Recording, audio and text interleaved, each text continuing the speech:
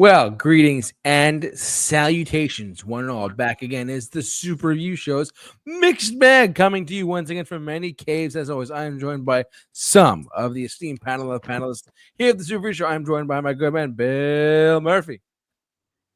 How you doing, folks? What's going on? Yeah, got the Yankee game on. This game's gonna give me a stroke tonight.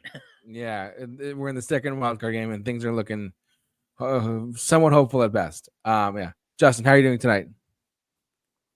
What he said. Yeah, literally. No, but as the title of our podcast just alludes to, whatever. Bill, what is our topic again for tonight? Well, since today is October 1st, it's officially the start of spooky season. Yes, it's October now. And we are bringing back an old classic. It's Mixed Bag of Horrors. Yes, we're back to Mixed Bag of Horrors here at the Super Review Show. Yeah, we didn't do it last year because we were on our road to 200. Yeah, a long time ago.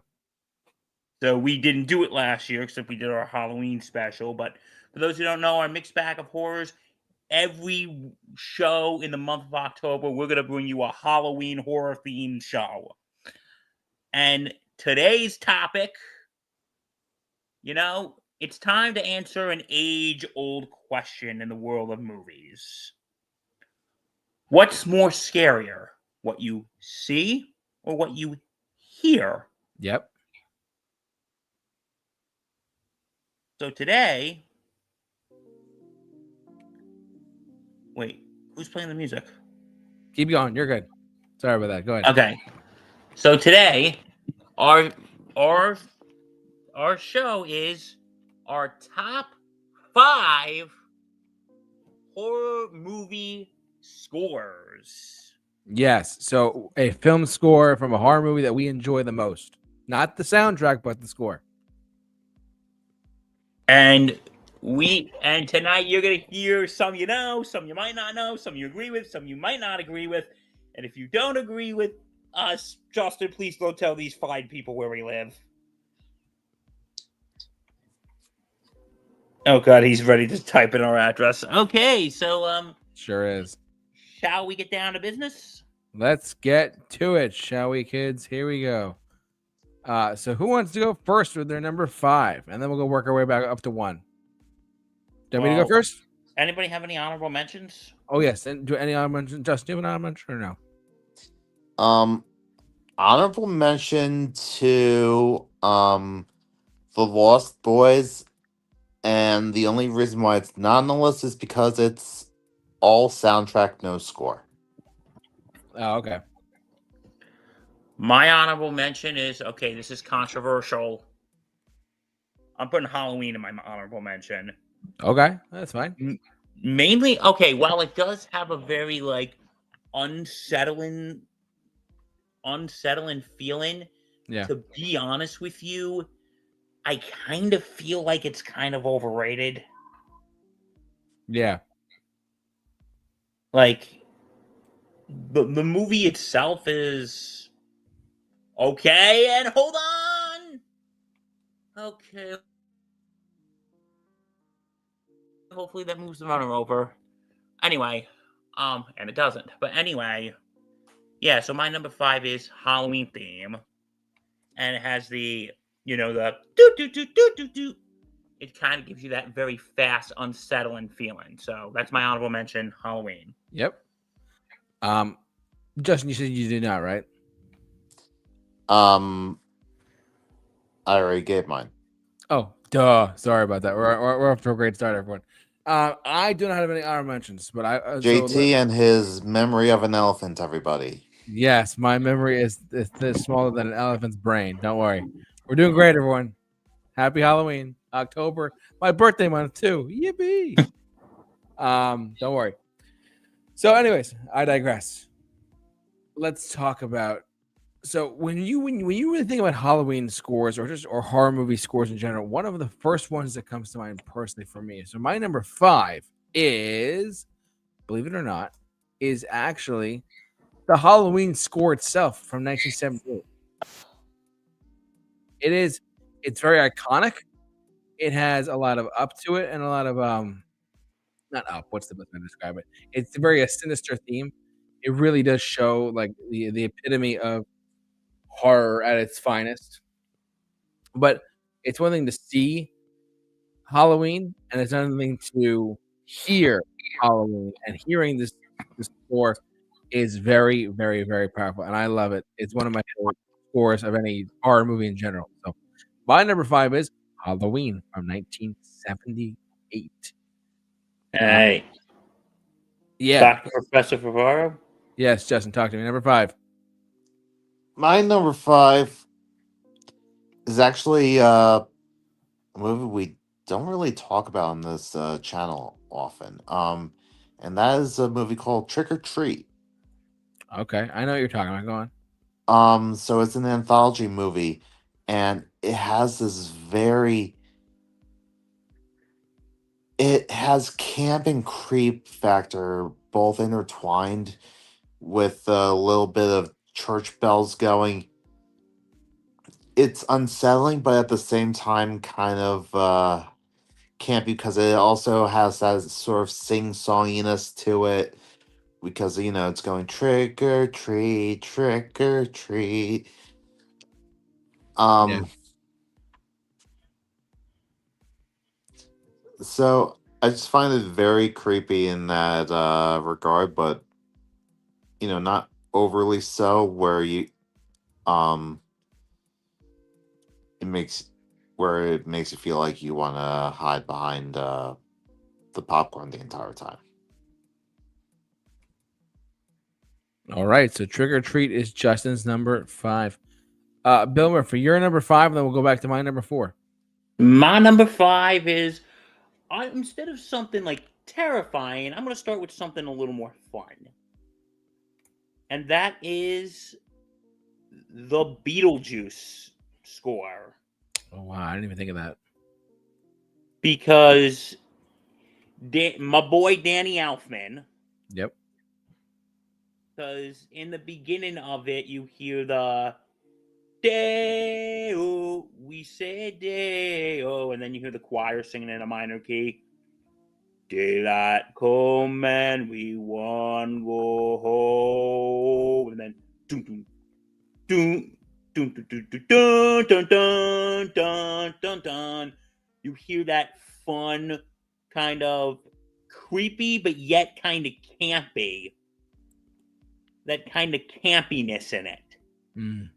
Which I think makes this score, I know we're supposed to talk about scores that scare the crap out of us, but this score actually this score is actually kind of enjoyable. And it also has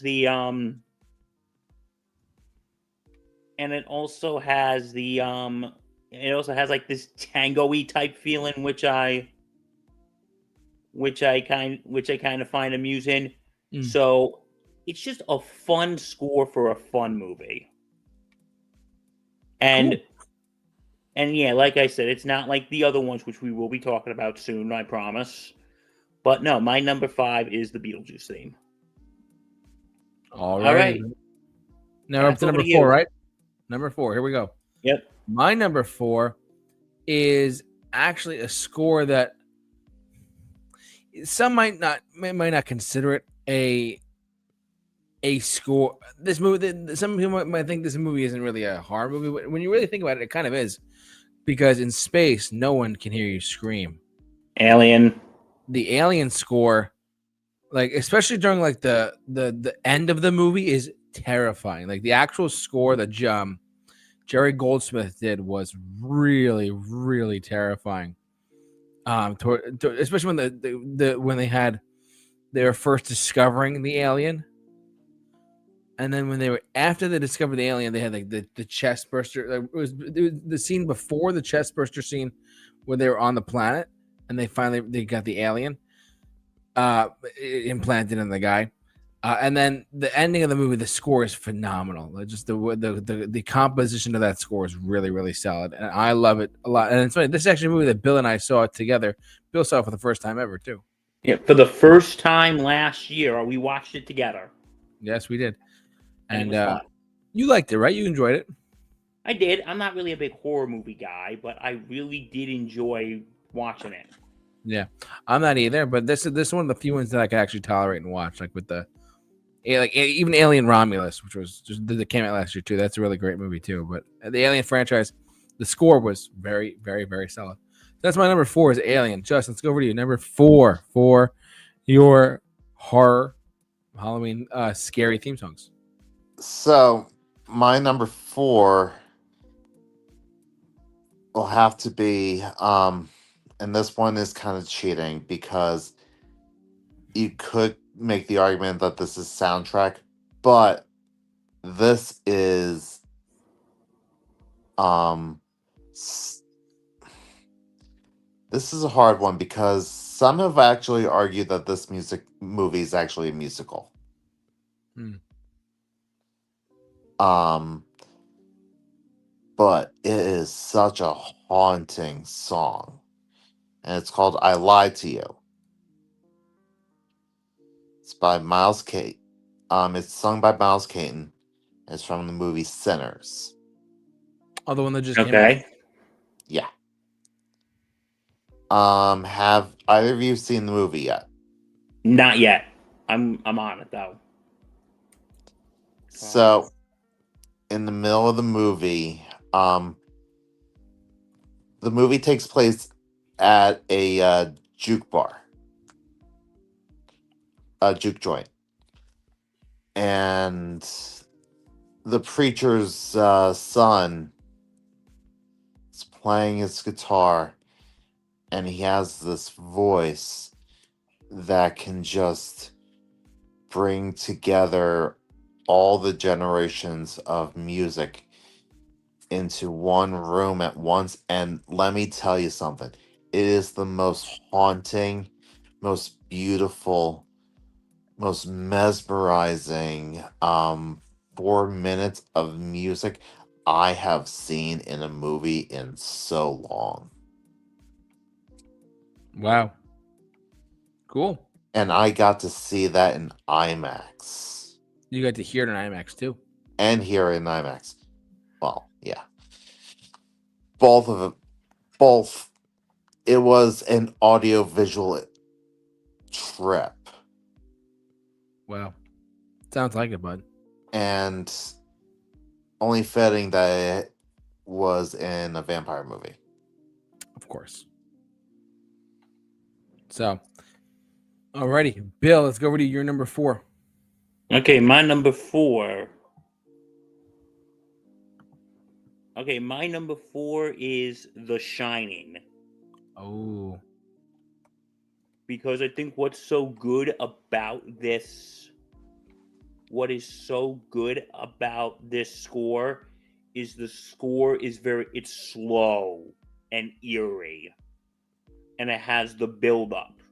Like yeah. the opening is the doon doon doon doon doon doon doon doon, and it's the rest of that score is just so slow and eerie and makes you scared of the build up. Like, and that opening is actually it's actually from something called the Dies Irae,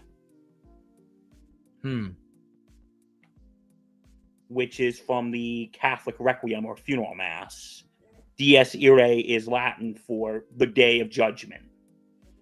So usually when you hear that doom doom doom doom doom doom doom doom in any movie soundtrack, that is usually to simplify death. That's usually used to simplify death is coming, because the Dies Irae from the Requiem Mass is the Day of Judgment is here. And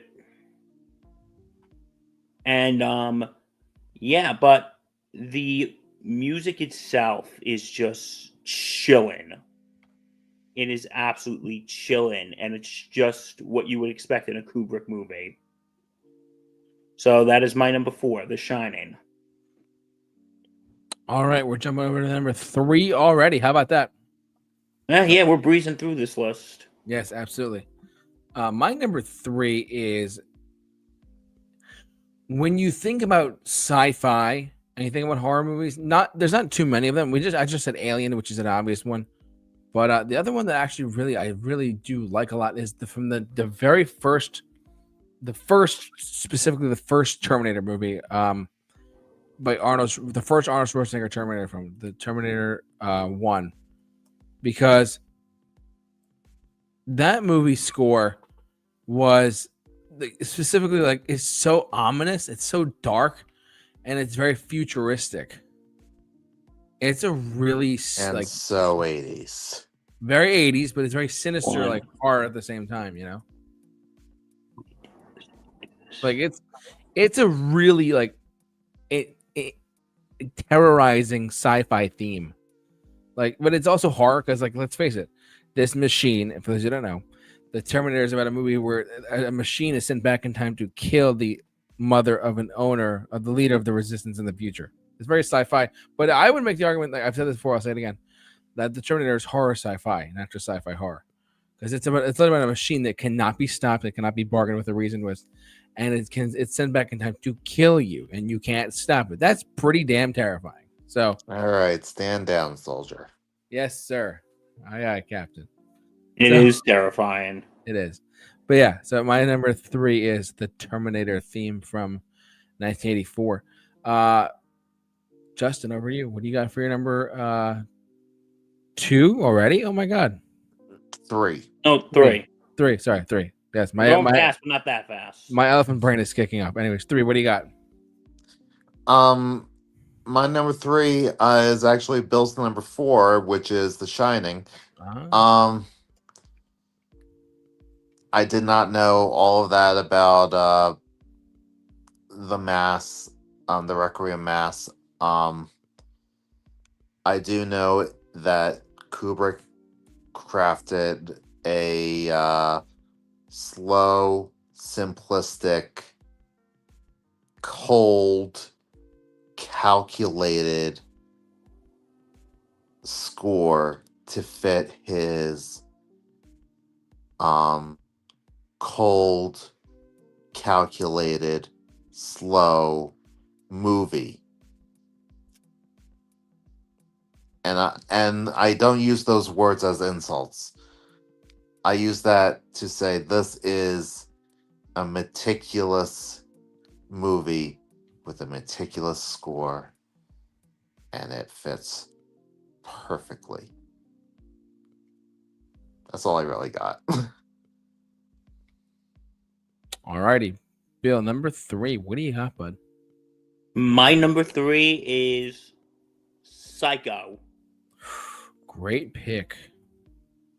And I was telling JT and Justin, I don't know if I told you this, back in June I watched this movie for the first time. Oh wow. Yes, you did tell me this. And I'm not just talking about the shower scene.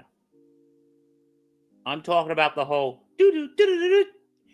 It just gives you that real, the whole score just gives you that real thriller, you know what I mean? Yeah, absolutely. It gives you that real thriller.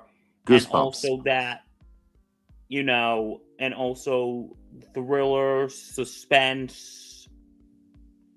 It also gives you the thriller, suspense, and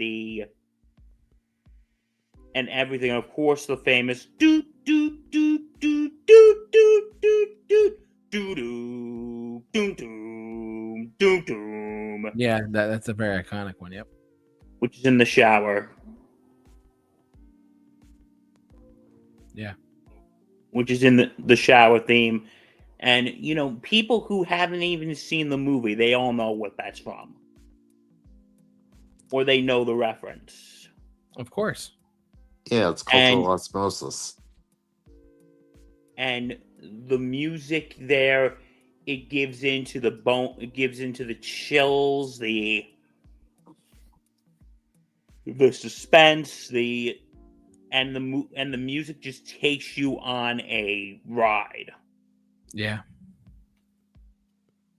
And that's how I think Hitchcock is really the magic of Hitchcock right there. So my number 3 is Psycho. Alrighty, that's Bill's number 3. Let's go over to number 2 now. I will kick things off with number 2. With one of a movie that I'm a big fan of this franchise. The first 3 films and the TV show that came after too. But the first movie, the very first movie is a. If you've never seen Evil Dead, get on it, because Evil Dead 1 is If you can stomach it. Let's make that clear. Yeah, if you can, it is one of the goriest movies I think ever made, if I'm not mistaken. Like I kid you not, it is one of the most disgustingly bloodbath films I think I've ever seen. The original was rated X. It rated NC-17.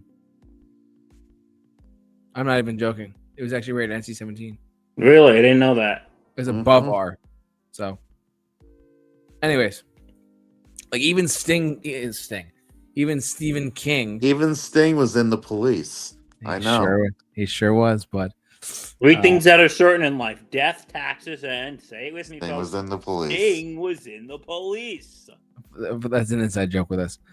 But even Stephen King himself, it says it on the poster, it's the most ferociously original horror film of the year. Evil Dead, man, there's a specific scene that popped into my brain when we were talking about this tonight, which was where you have Ash is getting attacked. And he's like, and it's specifically where like one of his, because if there's another premises, 5 college kids go into a cabin, and the next morning one comes out alive, and that he has to kill each other. It's crazy.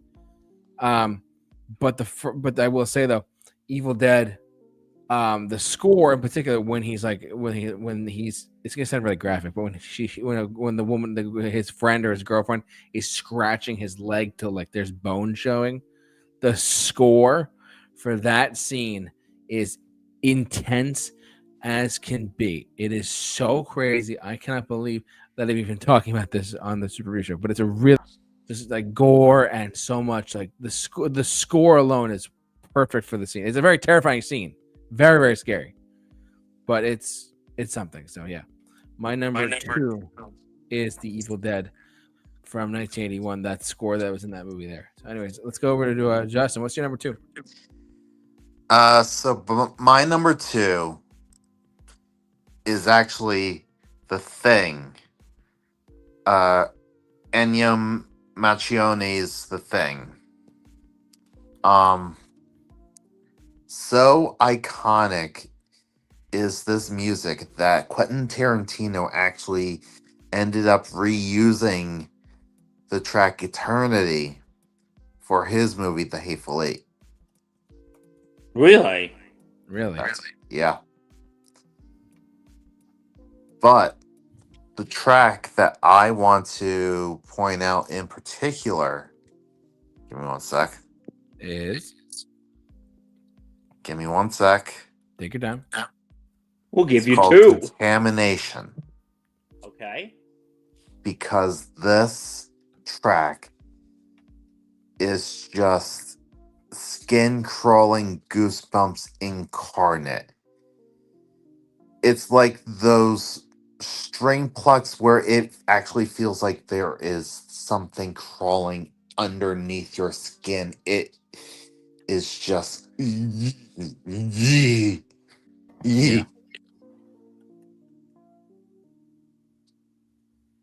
So yeah. Number 2 for Justin is the Hateful Eight. No, Bill, the thing. The music was in the Hateful Eight. It was featured in the Hateful Eight, but it is from The Thing. Sorry, my bad.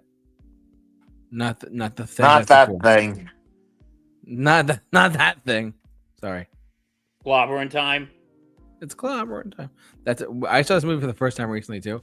It was very scary. Okay. Y'all ready for my number 2? Yeah.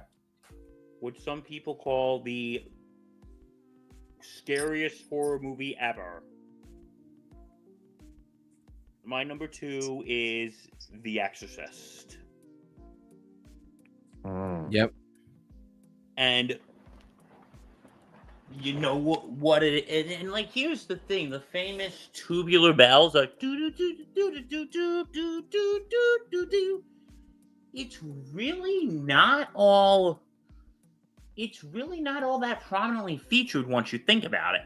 But the music itself, it's very unsettling. Justin, would you agree or Oh, totally agree. disagree? Yeah. So you cut off there. Totally agree. No, it's very unsettling. It gives you the feeling that something very unsettling is going to happen when you hear that do do do do do do do do do do do do do do do do. Like, and here's something interesting. Are you ready? The music itself, the track itself, "Tubular Bells," was actually released as a single by an artist named Mike Oldfield. Really?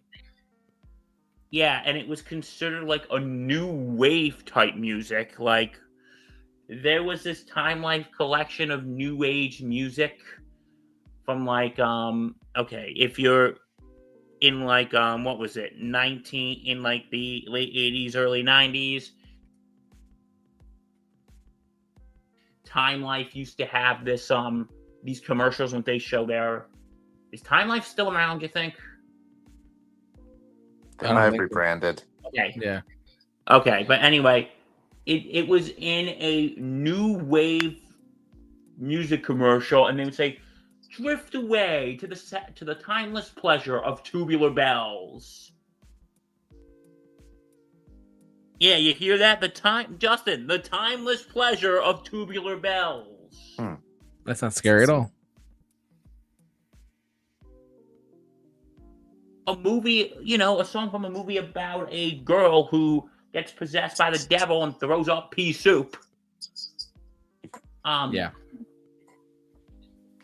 Yeah, that's what I want to drift off to and meditate to. You guys? Totally. It's good. It is just absolutely. Yeah, but no, it is bone chilling just because of the unsettling things of of what's to come. So that's why I put The Exorcist at number 2. All right. Okay. Wow, this episode's going quick. Yeah, it sure is. JT, what's your number 1? Well, my number 1. I'm not changing the screen on this one. I have not, full disclosure, I have not seen The Exorcist, but I do know the score, and I can honestly tell you, the score alone is terrifying. Bill just touched on it a little bit there. I'm not going to go too in depth with it, but the Tubular Bells and the piano in there is really, really frightening. It is. I have not seen the movie, but I do know the score, and it is a very, very, very scary theme. The scary theme for a very scary movie. So, yeah.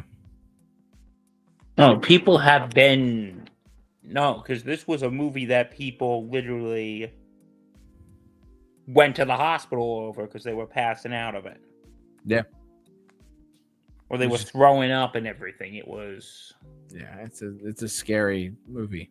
I have not seen it. I might see it at some point in like the daylight, but still, that's just me. But yeah, I think that's good advice. What do you think, Justin? Watch it in the daylight. Yeah. It'd be less intimidating. Don't watch it at night. You will be terrified. Yeah, no way. So, but my number 1 is the Tubular Bells from The Exorcist, an iconic score, an iconic theme for an iconic horror masterpiece. Justin, over to you. Number 1. So for me, my number 1 pick. Da-dum.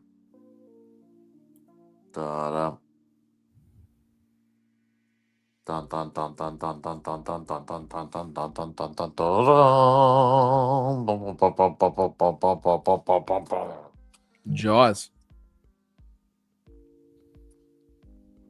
Those 2 notes are synonymous with the hair sticking up in the back of your neck.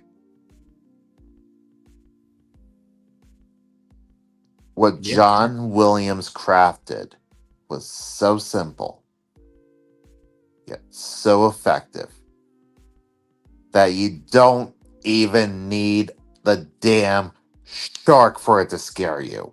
Yeah, just the music alone. Seriously.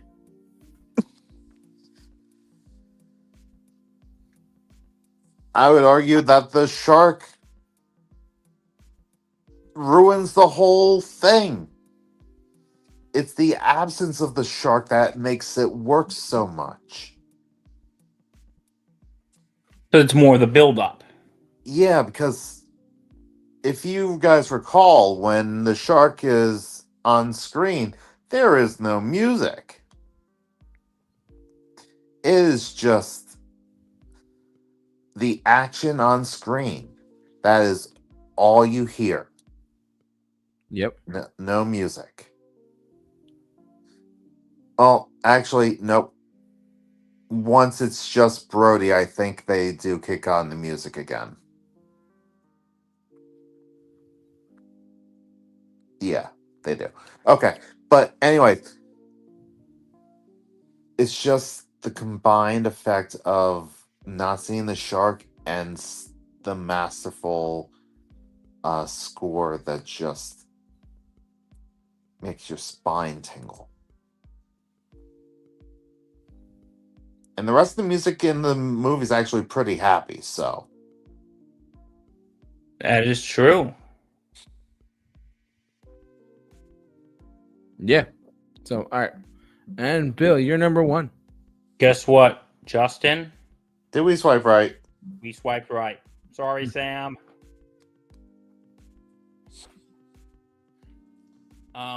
Yeah, we swiped right. My number one is Jaws as well. And the same reasons is pretty much what Justin said, is because the music itself, it's timeless, it's iconic. It's when you hear the dum dum dum dum dum dum dum dum dum dum dum, you know what that is. And you know what? And this answers and this is the one that really answers that serious question. Dude, what's scarier, what you see or what you hear? Yeah. Iconic. 2 notes. And it's just that when you hear that music, you know it's coming. You know the shark is coming. And when Yeah. you said that actually the shark is the least scary part, look at what happens in the first. Look what happens in the first scene when the shark eats that young girl. We don't see him, but guess what we hear?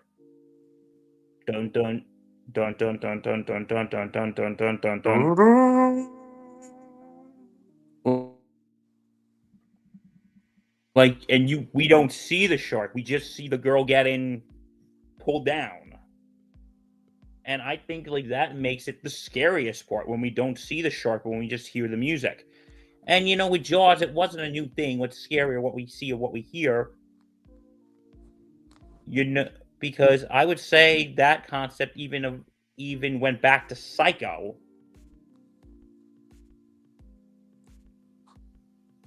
What do you think, guys? A little bit. A little bit. With Norman Bates' mom. Yeah, I would say that concept even went back to Psycho, but I think Jaws was the one that really perfected that concept. That sometimes what we hear is scarier than what we see. And that's why I have Jaws as my number one horror movie score. Sounds good. Well, we did good tonight, guys. Well, that was a quickie. It was just under 35 minutes. So, well, in the words of Vinny's favorite band, yes, Imagine Dragons, there's nothing left to say now. Yes, sir. We want to thank you for watching, listening, however you enjoy tonight. Thanks so much for tuning to our podcast. As always, I want to thank the two gentlemen for doing this podcast with me, Bill and Justin. Your knowledge goes unmatched. Thank you so much. And Bill, you have a sports thing going Sports on. Insanity podcast on the Sports Insanity Network. Check us out. We're on all platforms. Thursday Night Gridiron tomorrow night. And we'll be giving you a Bombers Banter, which is our Yankee podcast, If the series ends tonight, you'll see Reg and I tonight. If the series ends tomorrow, you'll see us either tomorrow or Friday. Perfect. And So, Chuck is yeah. working on his progress podcast too. Wait, what? That was a joke. Anyways, sorry, Bill. Go ahead. Yeah, so check us all out at the Sports Insanity Podcast on the Sports Insanity Network. Yes, sir. Didn't mean to cut you off there. Sorry about that. But thank you for watching us. However you enjoyed tonight. Don't forget to like us on Facebook and follow us on Instagram simply at the Super Review Show. And don't forget to subscribe to us on YouTube. We do the show live every Wednesday night here at EST. But for all of us here at the Super Review Show, please out there, stay safe, take care, and Be Awesome. be awesome.